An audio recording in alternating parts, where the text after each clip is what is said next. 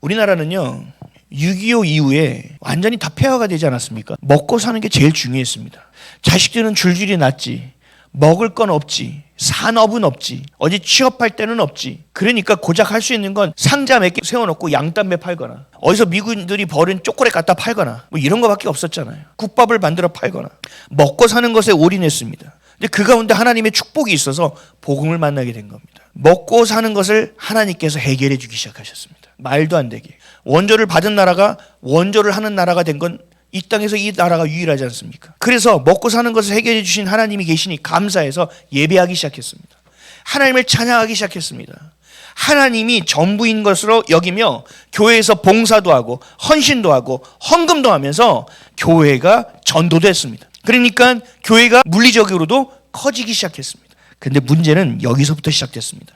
하나님이 주신 말씀과 하나님이 주신 언약이 기복적으로 흐르기 시작했습니다. 성공이란 단어를 향해서 분별되어야 할 성도도 교회도 다른 박질했습니다. 사람이 많아져야 돼. 교회가 커져야 돼. 교회와 성도도 동참하기 시작합니다. 자신들이 지금 쌓고 있는 것이 교회가 아니라 바벨탑이라는 사실도 모른 채 마치 황금 송아지를 놓고 이것이 하나님 여호와라고 말했던 이스라엘 백성처럼 그 물리적으로 큰 교회를 바라보며 이것이 하나님이라고 여기며 살았던 것이 대한민국의 70년대, 10년대의 교회의 모습이라는 겁니다. 우리가 하나님이 주신 그 축복 가운데 그 세력 간의 다툼 안에서 하나님의 통치 안에 있어야 되는데 하나님이 주신 것을 통하여 황금송아지를 만들었다는 겁니다. 한국교회가 7, 80년도의 교회에 쓰나미처럼 덮어버린 것이 성장주의입니다. 기복신앙이라고 합니다. 이걸 신학적으로 얘기하면 번영신학입니다. 잘 돼야 된다는 겁니다. 아브라함과 이삭과 야곱을 봐라, 요셉을 봐라. 이들이 얼마나 재산이 많았느냐 그것만 집요하게 얘기하며 큰 것이 좋다라고 얘기했습니다. 그것을 부흥이라고 얘기했습니다. 교회에 사람이 많아지는 것을 부흥이라고 얘기했고 교회가 커지는 것을 부흥이라고 얘기했습니다. 아니죠. 영혼이 소생케 되는 것이 부흥이라고 성경은 얘기했습니다. 성경이란 부흥이라는 단어가 딱 한 번 나오죠. 하박국 3장 2절입니다. 우리 함께 읽을까요?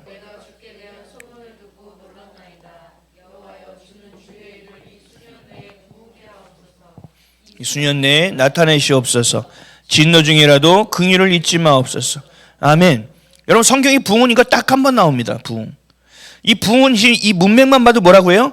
하나님 여호와 하나님께 다시 돌아오는 것이 부흥이라고 얘기하지 않습니까? 사람이 많아지고 교회가 커지는 것이 부흥이 아니라 하나님께 돌아오는 것입니다. 세상의 바벨탑을 향하여 가는 것이 아니라 세상에서 미천해 보이고 가난해 보이고 부족해 보이지만 그럼에도 불구하고 말씀을 붙들고 하나님을 향하여 살아가는 것, 이것을 성경은 부흥이라고 말씀하고 있는 겁니다. 부흥이라는 단어를 히브리어 원어로 보면 하야라고 얘기했죠. 하야의 뜻을 사전을 찾아보면 똑같이 나와 있습니다. 영혼이 소생케 되는 것, 이게 부흥이라는 겁니다. 여러분들이 달라지는 겁니다. 내가 예수를 믿고 내가 달라지는 겁니다.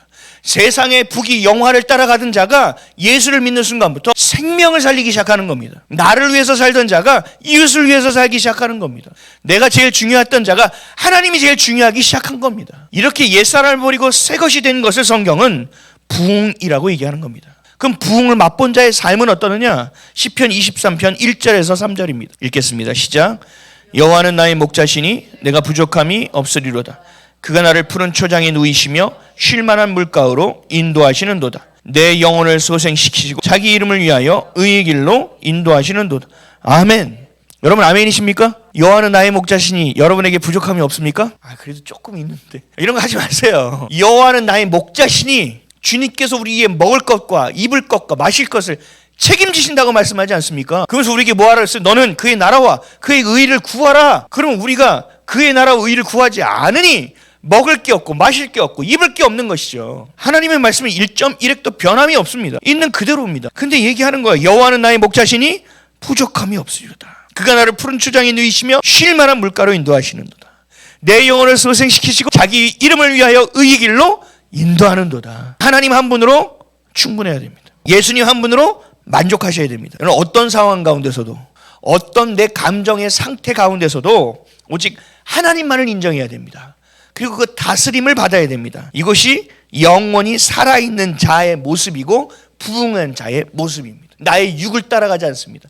나의 감정을 따라가지 않습니다. 나의 상황을 따라가지 않습니다. 우린 누굴 따라갑니까? 여호와는 나의 목자시니 목자를 따라가는 겁니다. 예수님이 가신 그 길을 따라가는 겁니다. 그것이 좁은 길이든 그것이 험한 길이든 그것이 어려운 길이든 가기 쉬운 길이든 내 마음이 내키든 내키지 않든 관계없이 그 길을 따라 걷는 자입니다. 이게 바로 누구라고요?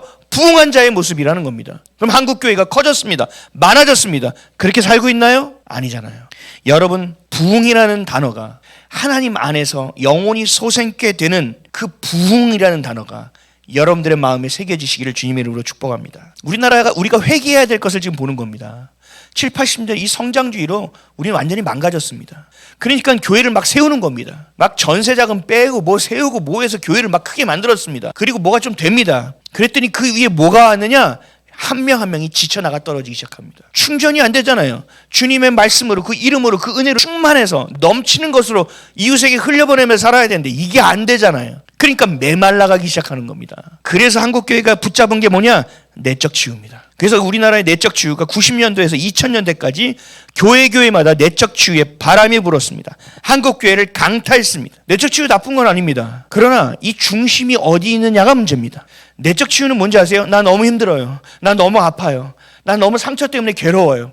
내가 도대체 살 수가 없어요. 나 좀 고쳐주세요입니다. 중심이 어디에 있습니까? 나에게 있죠. 여러분, 이게 인본주의입니다. 중심이 어디에 있어야 됩니까? 하나님께 있어야 됩니다. 그 어떤 사역도 그 어떤 프로그램도 하나님보다 앞서면 안 됩니다. 주님보다 앞설 수는 없습니다. 여러분, 예배도 그래요.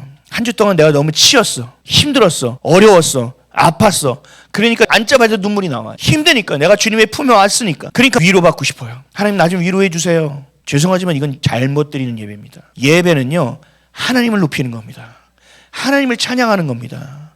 하나님을 경배하는 겁니다. 하나님만을 인정하는 겁니다. 내 아픔 가지고 찔찔 짜러 오는 게 아닙니다. 예배는 중요한 건 뭔지 아세요? 그렇게 주님을 예배했더니 그분이 나의 하나님이라는 사실이 내 안에 믿어졌더니 내 안에 위로가 부어지기 시작하는 겁니다. 내가 살만해지기 시작하는 겁니다. 그래, 한 번 더 해보자. 한 번 더 갖다 부딪혀보자. 나 하나님의 자녀인데 하나님이 왕이신데 내가 왜 기죽고 사는 거야? 다시 나가자. 다시 파송받아 세상으로 나가는 겁니다. 내적 치유는요, 자기중심적인 것에 있다는 것이 문제입니다.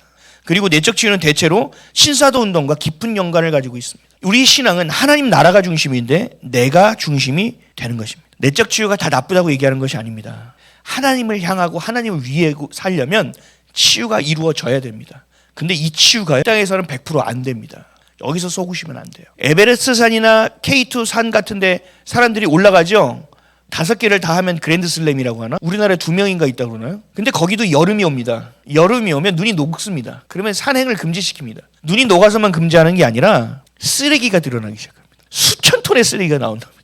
올라가는 사람마다 쓰레기를 다 버려가지고 그 쓰레기를 치워내야 된답니다. 여러분, 이게 우리의 모습이라고요. 우리가요, 하나님의 은혜로 사는 거예요. 여러분 스스로의 모습을 보세요. 얼마나 형편없는지. 저는요, 주님 없이는 못 살아요. 너무 형편없는 인간이라서. 그래서 주님이 너무 있어야 돼요, 내 안에. 주님만을 위해서 살려고 해요. 그러니까 내가 죽기를 원하는 거예요, 나는. 그게 너무 가치 있다고 느끼니까. 내가 가치 있는 것을 아니까. 근데 그 은혜가 녹잖아요? 내 안에 쓰레기가 다 드러나기 시작하는 거예요. 못 살아요. 죄책감과 자괴감과 내가 얼마나 가벼운 존재인지 도대체 무기력하고 무능력해서 나 스스로를 볼 수가 없어요. 근데 거기에 은혜의 눈이 내리는 거예요. 그러니까 다른 보면 어때요? 아름답다라고 보여지는 거죠. 그럼 내적 치유는 100%가 없다니까요. 하나님의 은혜로 살아가는 것이고 뒤를 보고 사는 것이 아니라 하나님 주신 오늘을 살아내고 내일을 살아내기 때문에 우리가 살 수 있는 것이지 내적 치유를 받아서 살 수 있는 것이 아니라는 얘기입니다. 근데 한국 교회는 여기에 빠져 있었어요. 교회를 너무 세우고 성장시키다 보니까 내가 죽게 생긴 거예요. 나를 살려야겠다는 거죠. 그 다음에 교회 성장, 기복신앙, 번영신앙, 그 다음에 내적 치유. 그 내적 치유를 넘어서 한국교회가 그럼 다시 말씀으로 돌아갔느냐? 하나님께 집중을 했느냐? 아니에요. 영성훈련이라는 게 한국교회를 집어삼켰습니다. 우리나라는요, 유행에 민감한 나라입니다. 교회도 유행을 탑니다. 하나님의 말씀을 따라가는 것이 아니라 유행을 따라갑니다. 우리 에베소서 보세요. 유행을 따라가라고 돼 있습니까? 아니죠. 유행은 하나님의 것이 아니라고요. 사탄의 것이라고요. 그리고 또 로마서 12장에 보면 이 세대를 본받지 말라고 말씀하시잖아요. 근데 교회가 자꾸 본받아요. 주님만 본받으면 되는데. 여러분, 영성훈련에서요, 영성은요, 기독교 단어가 아니에요. 이 영성은요, 카톨릭에서 나온 단어입니다. 자체가 우리의 것이 아니에요. 근데 영성훈련과 함께 무슨 바람이 불었느냐? 오카는 목사님이 만든 제자훈련의 바람이 불었습니다. 제자훈련, 알파코스 뭐 이런 여러 가지가 나옵니다. 왜 이런 훈련이 나오느냐? 교회는 커졌어요. 교회는 운영을 해야 돼요. 근데 사람들이 막 아파. 근데 일꾼은 필요해. 사람을 내적치 위해서 하려고 하는데 잘 안 돼. 그러니까 어떻게 훈련을 시키는 거예요? 아군이 누군지 적군이 누군지 분별도 안 되고 싸울 힘도 없는데 훈련소에만 집어넣는 거예요. 그리고 얘가 총을 잘 쏘는지 안 쏘는지도 모르고 훈련 받았다. 그리고 넌 어디 고지 어디 발령내서 막 다 총 하나씩 줘가지고 갖다 놓는 거예요. 그럼 적군이 오면서 막 총 쏘고 폭탄 터지면 도망가기 바쁘고요. 아군인지 적군인지 막 쏴버립니다. 그냥 다 죽는 겁니다. 우리 교회도 제자훈련을 합니다. 근데 우리는 그런 제자훈련이 아닙니다. 성경을 가르치는 제자훈련이고 삶의 그 말씀을 적용하고 삶을 성경적으로 어떻게 살아낼 수 있는지 삶의 자리에서 하나님의 관점으로 이것을 어떻게 해석할 수 있는지에 대한 힘을 길러주는 제자훈련을 합니다. 각자가 홀로 교회가 될 수 있는 나가서 성령의 검을 휘두르며 악한 적군과 대적할 수 있는 힘을 길러줄 수 있는 훈련을 하고 있습니다. 그래서 세상의 유혹과 미혹을 분별하고 어둠을 밝혀내고 진리를 전할 수 있는 이것이 바로 예수님이 말씀하신 제자됨입니다. 무엇인지도 모르고 싸우는 것이 아닙니다. 한국교회가 70-80%가 좌파로 빠져버렸죠.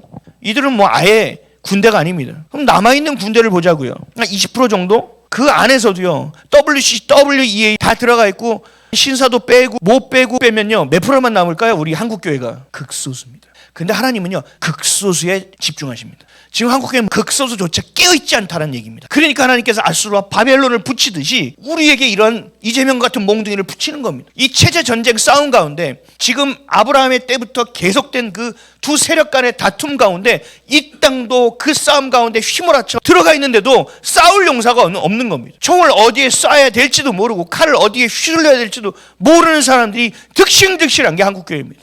한국교회가 세계 10대 교회 중에 한국교회가 몇 개가 들어가 있대요? 그 교회 뭐 하고 있는 거예요 도대체? 지금 이 상황 가운데 어떻게 이 시대 가운데 성도들을 깨우지 않고 있는 거예요? 그 극소수조차도 죽어 있거나 잠자고 있다는 얘기입니다. 예수님이 말씀하신 위임 명령, 하늘과 땅의 모든 권세를 누구에게 줬다고요? 저와 여러분에게 줬단 말이에요. 그 권세는 어디 있어요? 하나님의 말씀의 권위에 있다는 거예요. 그 권위를 지키는 자는 경건함과 구별됨으로 갖춰진 용사와 같은 자라는 거예요. 근데 이 자들이 말씀대로 살지 않으니, 말씀을 뿌려내지 않으니 우리의 자녀 세대가 그 말씀에 격리되어 버리고 말씀과 분리되어 버리고 빛을 모르는 세대가 되어 어둠이 당연한 세대가 되어져 버렸다는 얘기예요. 그런데도 불구하고 주님은 세상 끝날까지 우리와 함께 하시겠다고 합니다. 우리가 말하는 한국교회의 부흥은요, 부흥이 아니었습니다. 교회 성장, 기복신앙, 나중심적 신앙, 하나님이 아닌 교회를 섬기는 신앙, 여러분 이것을 우리는 회개해야 됩니다. 이것이 우리가 온전히 회개되지 않을 때 회복은 없습니다. 제가 역사를 찾아보니까요, 하나님이요 정말 오래도록 참으셨습니다. 이것만이에요? 아니에요. 이것보다 더 전에 가보니까 더 심각한 문제가 있었어요. 신사참배의 문제입니다. 일제시대 때 우리나라의 모든 국권을 다 뺏겼습니다. 교회도 뺏겼습니다. 다 뺏겼습니다. 교회의 머리 대신 예수 그리스도의 자리까지 이들이 넘보며 그것을 실행하는데, 모든 교단과 모든 목사와 성도가 시끄럽게 하지 말자, 더 이상 핍박을 당할 필요가 없지 않느냐, 그냥 고개 한번 숙여주자라는 것으로 타협하고 넘어갔다는 얘기예요. 근데 그 가운데서도 반항하고 말씀을 지킨 자들이 있죠. 주기철 목사님 같은 분들. 그런 분들은 누구의 탄압을 받았을까요? 일제의 핍박과 탄압을 받았죠? 아니요. 그 전에 누가 먼저 탄압했는지 아세요? 교회 성도들이 반대하고요, 교단에서 압력을 가하고요, 잘못했다 하지 말라고 얘기하는 겁니다. 그렇게 권력을 가지고 있는 사두개인과 바리새인 층들이, 종교적 권력층들이 모든 것을 휘두르는 시대 가운데 있다는 거예요. 이 대한민국도. 그래서 제가 지금 계속 하는 목회는 성도를 깨우는 목회입니다. 성도를 깨우려고 하는 겁니다. 주기철 목사님이 신사참배를 끝까지 거부하다 순교했습니다. 끝까지 거부하다 순교 당하지 않고 남은 목사님들이 있었습니다. 제가 알기로는 한 50여 명 정도 된 걸로 알고 있습니다. 그러면 얼마나 대다수 전부가 이 극소수를 빼고 다 신사참배를 했다는 얘기 아닙니까? 동조했거나 침묵했거나. 근데 문제는 여기 있어요. 일본이 떠나갔어요. 해방됐어요. 우리가. 이 다음에 여기서 문제가 생기는 겁니다. 신사참배한 목사들은 어떻게 할까요? 양심의 가책이 느끼고 자기네 위치가 불안하겠죠. 그래서 뭐 했느냐? 신사참배를 끝까지 버틴 목사들을 묻어버리는 일을 했습니다. 이들만 없으면 되니까, 이들만 없어지면 우리가 나쁜 놈이 안 되니까, 이런 치졸하고 이런 졸렬한 일을 한국교회가 했다는 얘기예요. 그리고 자신들은 무슨 원로, 뭐 한국교회 원로, 이름은 다 차지하고 앉아 있는 겁니다. 하나님이 기뻐하시지 않는 우리가 원하는 것을 하면 안 됩니다. 우리의 존재는 하나님을 영화롭게 하는 것에 있습니다. 하나님의 통치를 받는 것에 있습니다. 그러나 하나님의 말씀을 각자 자신이 원하는 대로 해석하는 거예요. 자신이 듣고 싶은 대로 해석하고 사는 거예요. 이게 뭐예요? 각자 소견대로 살아가는 사사시대의 모습과 동일하다는 얘기입니다. 유린 당했잖아요. 그럼 우리가 해야 될 일은 회개해야 되는 겁니다. 신사참배한 걸 회개해야 되는 겁니다. 교회가 교회답지 못했던 걸 회개해야 됩니다. 성장과 기복을 가지고 있던 것을 회개해야 됩니다. 그리고 우리 2, 3대만 올라가면 다 우상숭배입니다. 회개해야 됩니다. 이것들 주님 용서해 주십시오. 주의 보혈로 깨끗이 씻어 주십시오라고 회개하고 여호와께 돌아가는 일을 우리가 해야 되는 것입니다. 우리 예레미야 말씀 한번 읽어보겠습니다. 나 여호와가 이같이 말하노라. 바벨론에서 70년이 차면 내가 너희를 권고하고 나의 선한 말을 너에게 실행하여 너희를 이곳으로 돌아오게 하리라. 나 여호와가 말하노라. 너희를 향한 나의 생각은 내가 하나니 재앙이 아니라 곧 평안이요 너희 장래에 소망을 주려 하는 생각이라. 너희는 내게 부르짖으며 와서 내게 기도하면 내가 너희를 들을 것이요 너희가 전심으로 나를 찾고 찾으면 나를 만나리라. 아멘. 주님이 오늘도 그 문을 열어놓고 계시다는 얘기입니다. 나의 생각은 너희는 모른다는 겁니다. 내가 알고 있다는 겁니다. 내가 하는 내 생각은 재앙이 아니라 평안이요 장래에 너희에게 소망을 주려 함이니라 라고 말씀하고 있다는 것입니다. 하나님은 이런 분입니다. 여러분들이 회개할 때 회복을 주시는 분인 줄 믿으시기를 축복합니다. 여러분 두려워하지 마시고 기도하십시오. 하나님께서 그 일을 이루실 것입니다. 하나님 그 악한 자들은 그냥 심판의 대상일 뿐입니다. 극소수의 하나님을 향하여 살았게 생명답게 주님을 향하여 예배하는 자들을 보고 주님께서는 반드시 일하실 것입니다. 모세가 손을 들고 있을 때 그 전쟁이 이겼던 것처럼 아론과 훌이 그것을 버티고 있을 때 기도했을 때 이겼던 것처럼 우리에게 승리를 주셨음을 반드시 기억하시기를 주님의 이름으로 축복합니다.